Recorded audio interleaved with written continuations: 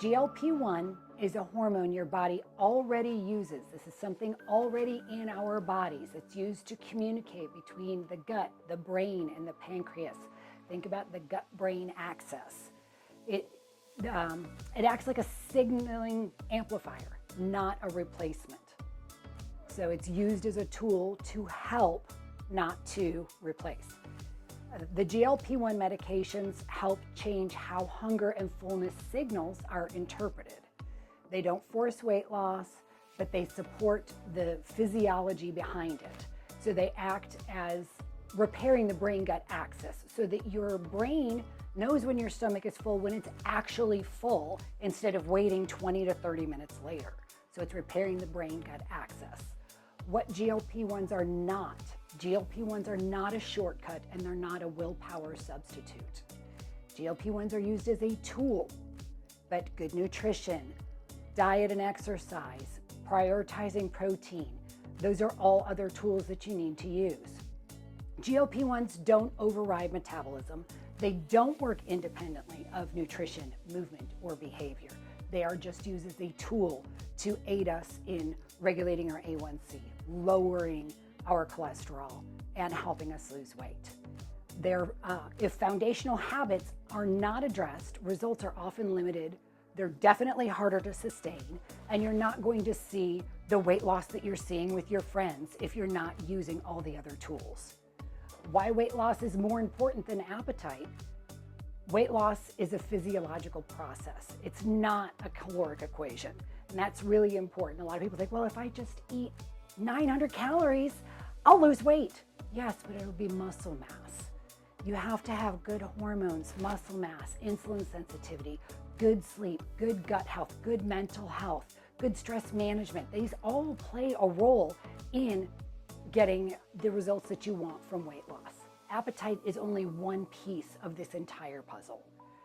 This is why we focus on metabolic health, not just the number on the scale. The in-body is amazing for using that as a determinant. We look at your fat to muscle ratio, not just your weight. Muscle preservation matters so much when you are having weight loss.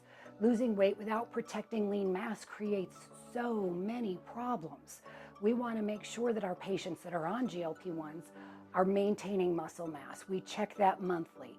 We give you nutrition tips. We give you exercise tips. Muscle supports metabolism. It helps us be stable. It helps us with long-term function.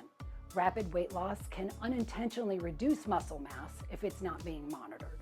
That's where you see people looking gaunt and looking like they're sick because they're losing their muscle mass way before they're losing their fat mass.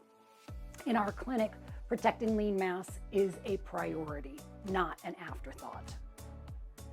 GLP-1 therapy should always require oversight. This should not be done answering a questionnaire online and saying, oh, well, I need to lose weight, because it's not about your BMI. It's not about your height versus your weight.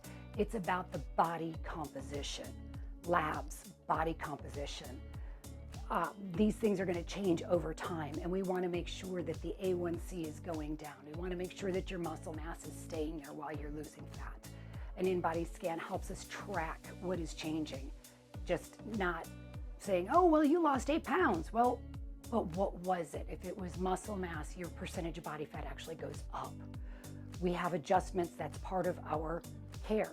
Some people are going to stay on the same dose for 6 months. Some people are going to increase their dose monthly. This is not a set it and forget it type of therapy. GLP-1s are not meant to be on permanently. They're also not meant for everyone. GLP-1 therapy is not always lifelong. If you are a diabetic, if you have a high A1C, if you have other factors, then maybe it is. But it's a great tool to teach you portion control, to teach you good nutrition with good body movement. Treatment plans include entry adjustments and discontinuation strategies. We want to make sure that our people are doing this in a healthy way. For some people, GLP-1s are temporary support during metabolic reset, such as when we're starting hormone therapy.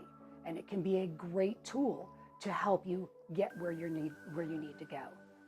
The goal is sustainability, not dependency. who GLP-1s may be appropriate for? There's no single answer. We have patients that come in that have a healthy percentage of body fat, but they don't have good metabolic health. They still have a high A1C. That might be appropriate for them. It depends on metabolic health, health history, body composition, all the different systems and how they're working and how someone responds to therapy, whether or not we are going to put them or keep them on a GLP-1. This is why decisions happen in the clinic, not online.